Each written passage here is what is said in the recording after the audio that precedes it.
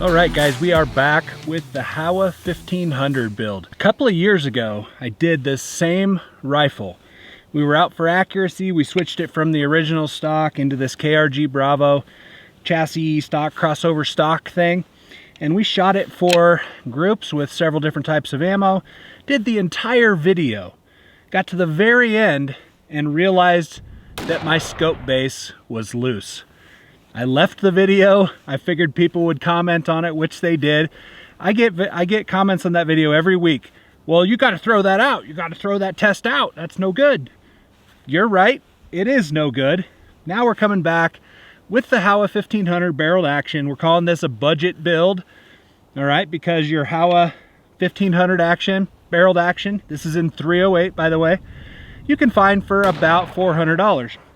And the KRG Bravo stock you can find for about $400. And then we put the DNT Optics The One 7-35 by 56 optic up on top, which is a $600 scope, arguably a budget optic. Guys, I want to take a minute to shout out Coltac. PRN10 gets you 10% off over there, by the way.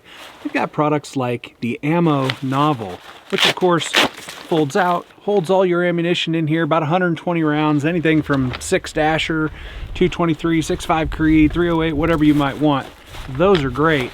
They've also got products like the Hunter Wallet, which is smaller, obviously, holds about 10 rounds, and fits in a pocket very easily if you're a hunter and you need less rounds. So again, PRN10 gets you 10% off. Check out Coltac.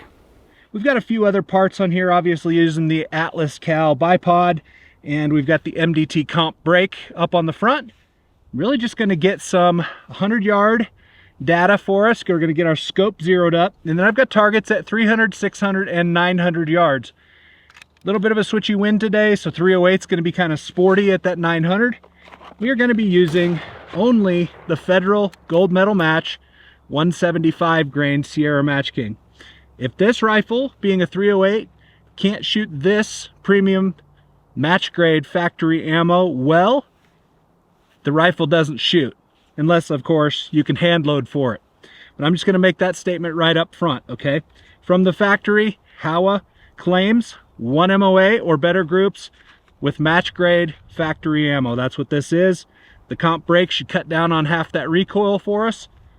We're going to just give it a shot here today and see what we get. This will be a full rundown of this rifle. And if you are new here, you've never done anything with precision long range, or you're kind of looking to figure out what you need for, let's say, precision rifle competition, you're in the right place. Hit that subscribe button for me, guys. Here we go.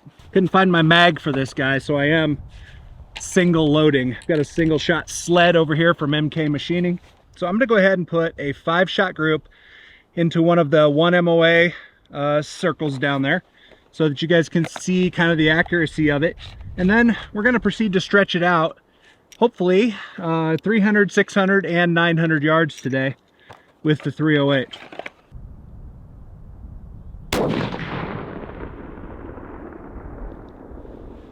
Weird.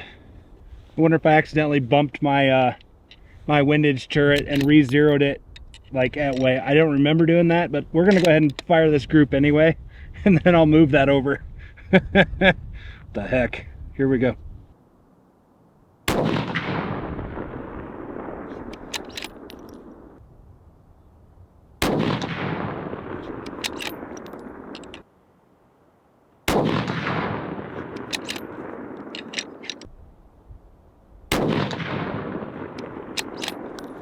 All right, not a bad group. It's actually a bit of vertical stringing, which is my rear bag usage.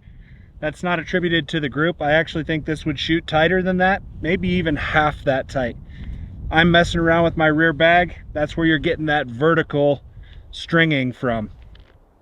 It would also occur if I was fluctuating the amount of breathing that I'm doing, but I'm coming to full respiratory pause at the bottom of my breath every single time.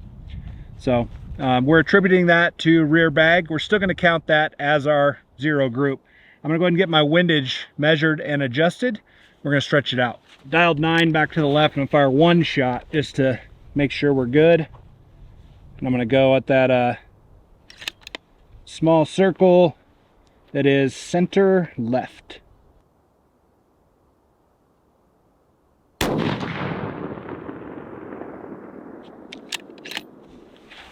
All right, because I like to be on the left side of my zero, I'm going to give it 1 more tenth.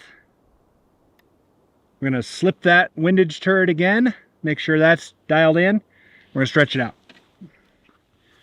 All right, guys, I don't know if you're familiar with Frank Galley's app, Gravity Ballistics, but I've got that opened up on my screen here. You can see it. We've got a 100-yard zero, and then we've got no data out to 1,000 yards. Now, a 308 at 300 yards should be somewhere in the neighborhoods of 1.3, 1.4 mils, something like that, maybe even 1.5 if this is running slowly. I've got an average feet per second of 2438 right now. And what I'm going to do is I'm going to dial 2.4 on my scope. I'm sorry, 1.4 to start with. I'm going to dial that on my scope at 300. I'm going to send it. I'm going to hold water line out there, which you should be able to see on the camera. We're going to then measure how far off that is, and whatever our measurement says, we're going to enter that in here at 300 yards because this is a known distance, 301 yards. And then this app should easily populate the rest of that data for us. So here we go, let's see.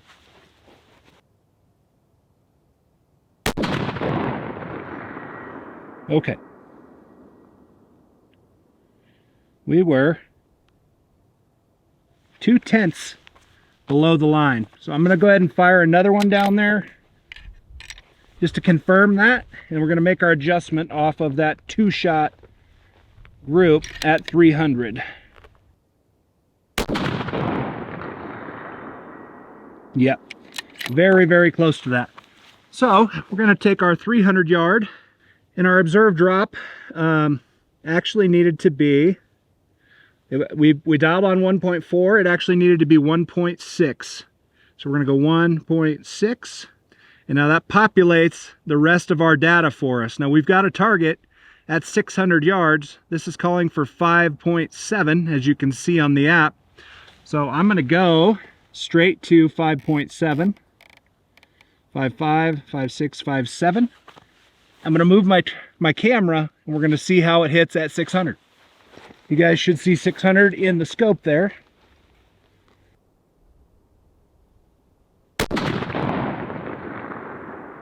And I was just over the top. So I was using the Gravity Ballistics data, and it got me dang close, but it's calling for 5.7 mils at 600 yards, but I'm clearly high. So I went ahead and just grabbed the Kestrel and populated all the data into here. And this is calling for 5 mils even.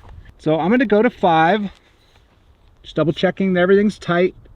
I'm going to go to 5 and send a couple more at that 600 yard target.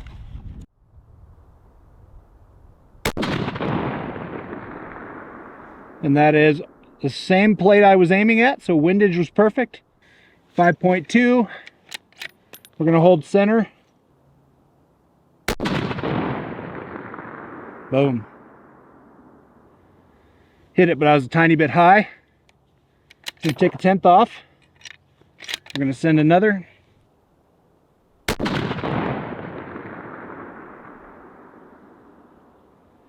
That time our wind had us pushed a little bit left, but our elevation is going to be as close as we can get it. So now we're going to go straight to 900 with this data. 9.85 is 9.9. 9.9. I'm going to move my cameras for you guys. All right, guys, 900 yard, full-size IPSC, should have it in your screen. Kestrel's calling for 9.9. Again, 308.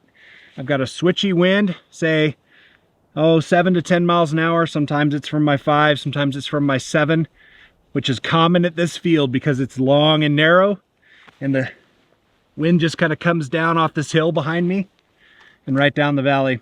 We'll see what we get.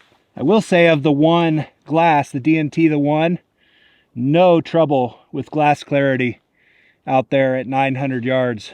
I am holding left edge.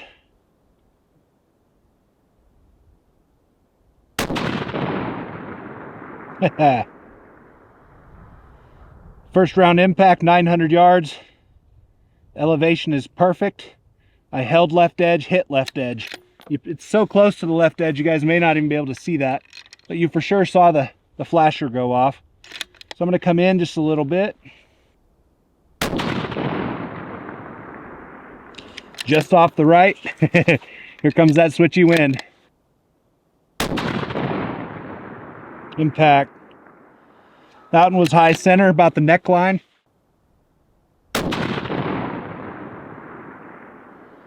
Impact center.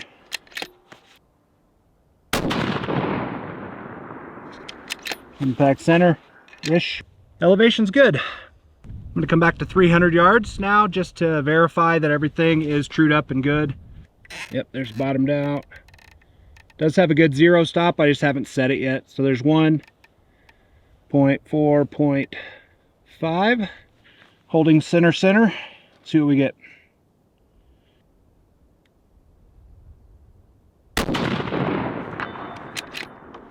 Well, guys, it doesn't get more center than that. I pulled that to the right. Here we are. We're going to run down to 300 yards, and I'm going to measure that 3-shot group just to see what we've got, see if it's still sub MOA like it was at the 100-yard target, or basically 1 MOA. And we'll get to a different position, kind of out of the wind and off the ground. I'll finish this video out for you guys. Just want to do this one real quick, just in case anybody was wondering about the chronograph data for the Federal Gold Medal match through the Howa 1500. I took 20 shots recorded, guys, and my standard deviation was 20 with an extreme spread of 85.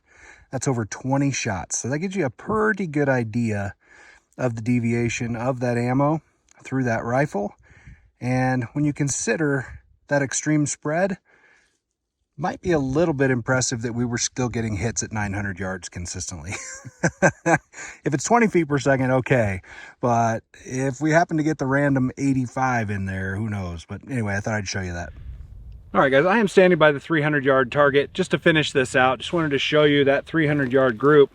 Now, you remember the bottom two were actually done earlier, just in our initial truing of data when we were still trying the gravity ballistics app and all that kind of stuff. And then I came back after shooting 600 and 900 yards. I came back to 3 and put the 3-round group in. That is 1, 2, 3 right there. I will put that measurement up on the screen for you. It is roughly 1 MOA here at 300 yards. We saw basically 1 MOA down at 100 yards as well. I'll throw a graphic up on the screen to show you that. The whole question mark from my previous Howa 1500 video was that I got all the way to the end and only then realized that my scope base was loose and had to throw out all the data. So it was basically like, well, you know, does it actually meet up with the claim to shoot 1 MOA or better at 100 yards with good factory ammo for a Howa 1500? I think what I've got going on here is I could go back and of course I could bed this, even though I don't need to, it's not necessary, but I could bed it, right? And we could do hand loads for this. I could play with the torque settings on the action screws for vibration and those sorts of things.